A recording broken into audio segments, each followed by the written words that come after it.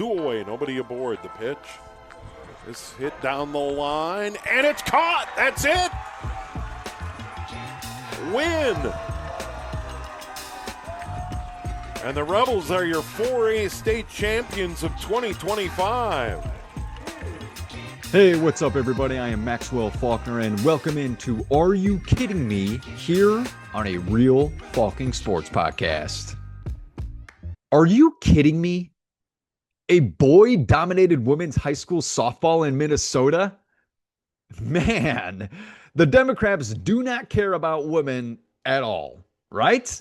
Right? They say they are the party for women because they love giving women the right to kill babies.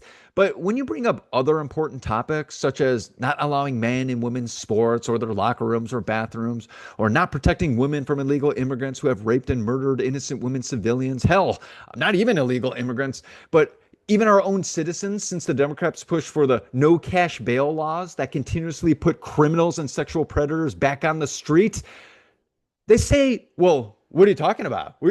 Those things that you just brought up, what do you mean? Everything is perfectly normal. Everything is perfectly fine and great. That's misinformation you're hearing about. That's misinformation. The Democrats prefer backing up criminals because they believe criminals deserve a second, third, fourth, or even 50th chance since they had a hard life before they started raping and attacking women. So first things first, this softball player is a boy. How do we know that this person is a boy? Because he was born a biological boy and even given the name Charlie Dean at birth. But at age 9, his crazy, more than likely liberal feminist mother applied to the district court to alter Charlie's birth certificate. After being approved because Minnesota is insane and is considered a trans sanctuary state, Charlie Dean is now known as Marissa Rothenberger. Real quick, let's discuss how crazy Minnesota is when it comes to men dressing up as women and pretending to live the life of a girl. First, transgender students have the right to use the bathrooms that align with the gender that they choose. So in layman's terms, if a boy claims to be a girl, he can go take a dump in the women's bathroom. I hope he flushes at least. I hope he does. Second, is the self-designated gender makers law, which means residents are allowed to self-designate their gender on state-issued IDs, and no documentation or medical certification is required to do so. Minnesota, you don't see any problem with this? This would mean that men can now assert themselves into women's clinics, women's only spas, and women's only spaces in general. What if a 50-year-old man identified as a 13-year-old girl?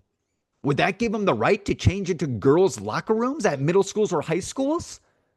Would they be able to participate in girls' summer camps? Interesting thought. We should keep this on the radar considering that Canada has allowed this to happen. Lastly, Minnesota is a proud trans refuge state. This law prevents the enforcement of out-of-state laws that would interfere with gender-affirming healthcare in the state. Meaning, if a confused child wants to cut off his penis, but their state won't allow them to do so, that child can run away to Minnesota, and Minnesota will cut off his penis for him. And the other state, nor the parents, have any say in the matter. So, what does this all mean? Disgusting, evil, and vile people are running Minnesota. All right, moving on back to this dude who is dominating women's softball in Minnesota. So in case we didn't know, Marissa Rothenberger is a dominating pitcher. Yeah, the girls apparently can't hit him. So let's go over some stats from this season, shall we?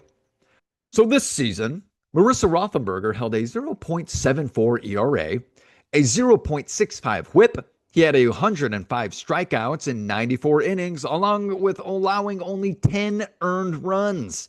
And he held opponents to a .176 batting average, which is the price of a can of beans at your local supermarket.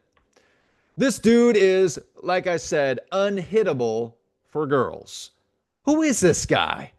The Nolan Ryan of softball?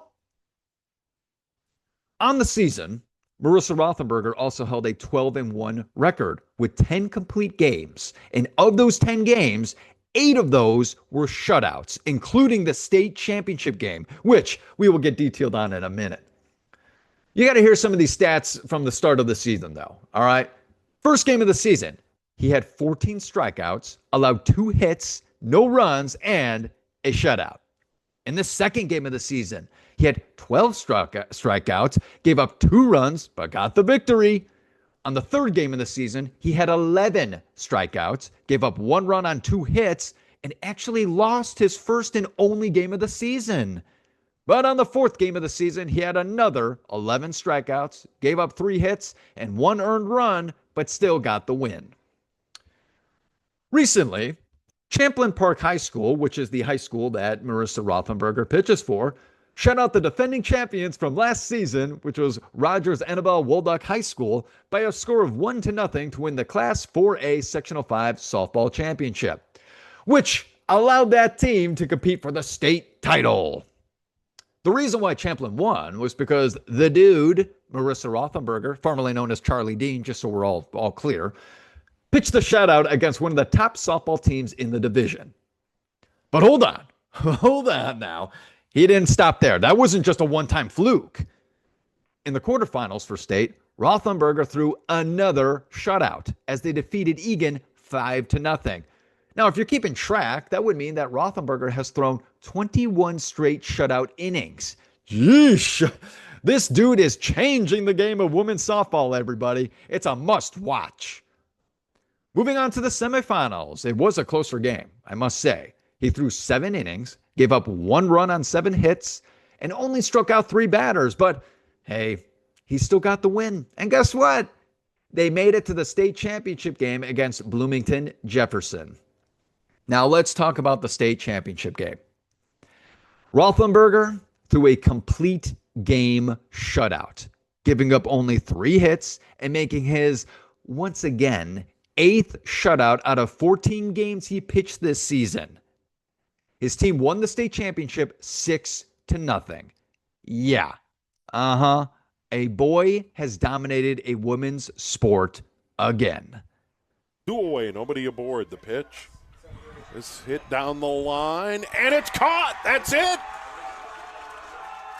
Win. And the Rebels are your 4A state champions of 2025.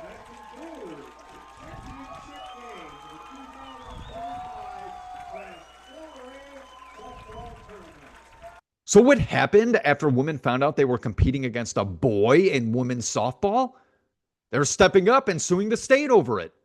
Oh yeah, 3 female softball players are suing the state for allowing a man to compete in women's softball the past 2 seasons as it violates their Title IX rights. Randy Kelsey, according to the lawsuit, 3 female high school softball players say their experience competing against a transgender athlete undermines fairness, sacrifices their safety, and violates Title IX. This is the lawsuit the Alliance Defending Freedom filed Monday on behalf of Female Athletes United, an advocacy organization. As you can see here, defendants listed are Minnesota agencies, leaders, and the State High School League. The complaint highlights the experience of 3 Minnesota high school softball players. In the lawsuit, a junior at Maple Grove says she lost against a biologically male athlete in both the regular season and sectionals. A junior at Farmington says she would have had to compete against a biologically male player for pitching time, which led to her decision to quit the club team. And a sophomore at Farmington says being hit by a pitch thrown by the biologically male pitcher hurt more than other times. Democrats, when will you learn?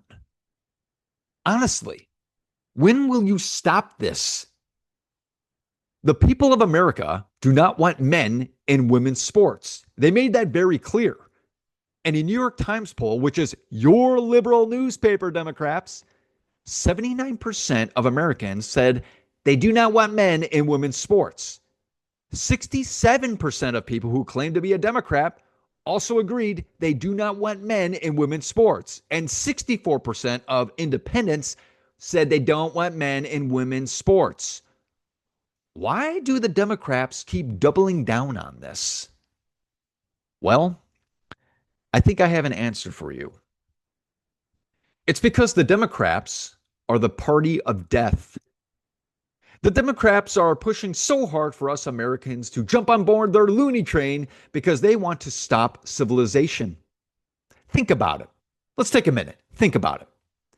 Birth rates have gone down all around the world. In the 1960s, births per woman were five children. Now it's down to 2.3. That's a significant drop. How is this happening, you're asking? Well, it's because of the liberal far-left Democrats. They are the party for abortion, where over 63.6 million babies have been murdered since 1973 in America. According to the World Health Organization, 73 million abortions happen around the world every year. And that's about 200,000 abortions every single day. The Democrats are also the party of the LGBTQ plus community, where they can't physically create babies. Why? Why might you be asking? Why? What do you mean? Why? I'll make this real quick and simple. Men on men can't create a baby together because there is no female reproductive system to supply the eggs. Women on women can't have a baby because there's no penis to supply the sperm. It's not rocket science. The Democrats are also the party of global warming. Oh, wait, sorry, they changed it. It's climate change now. Sorry, whoopsie. Where they continue to push that too many people are on Earth and that's causing an excess of carbon gas into the atmosphere. So now the ice caps are melting in the Arctic. Oh, jeez. We must save the polar bears. Save the polar bears. Don't get me wrong. I love polar bears. I mean, I'm a big fan of polar bears, but mankind is far more important. Climate activists, why don't you just start a massive polar bear zoo and keep the bears in frigid temperatures forever? You could probably even build it in the liberal state of California. I guarantee the taxpayers would all be all for it. They would all be for it. The Democrats are also the party for illegal immigration, where they do not care who the hell comes into the country, just as long as they come in and destroy something, so then the Democrats can convince the viewers that it's due to white people that causes these people to rash out and attack others. That way, they can try and burn this country to the ground, including our Constitution that was written by our founding fathers, which the Democrats are convincing their side that our founding fathers are all white racists. So they can build a new country from this with a new constitution. But when those illegal immigrants rape and murder innocent women, they just stay quiet and hope no one notices. Finally, the Democrats are the party of sterilizing children, where they push that you can become the opposite sex if you want to be, whatever you feel, if that's what you're feeling. They push you might actually be a girl deep inside of your body. Don't be fooled by your penis you were born with. Take these man-made sex change hormones, then cut off your penis or breast. That will make you the opposite sex. And in doing so, these poor, confused children will not be able to reproduce. How sick, deranged, and demonic are these Democrats? So we all thought this was just a ploy to get men to dominate in women's sports, huh? No. It's more vile and disgusting than we could have ever imagined. The Democrats don't want us to have any hope. They just want us to rely on them because they will affirm your every need, unless your needs aren't what they approve of. Everybody, continue to push for common sense. Continue to push for the truth, which is men cannot become women and women cannot become men. Do not stop the fight to save not only women's sports, but to save women's safe spaces, such as their locker rooms and bathrooms, and most importantly, to save civilization from becoming extinct.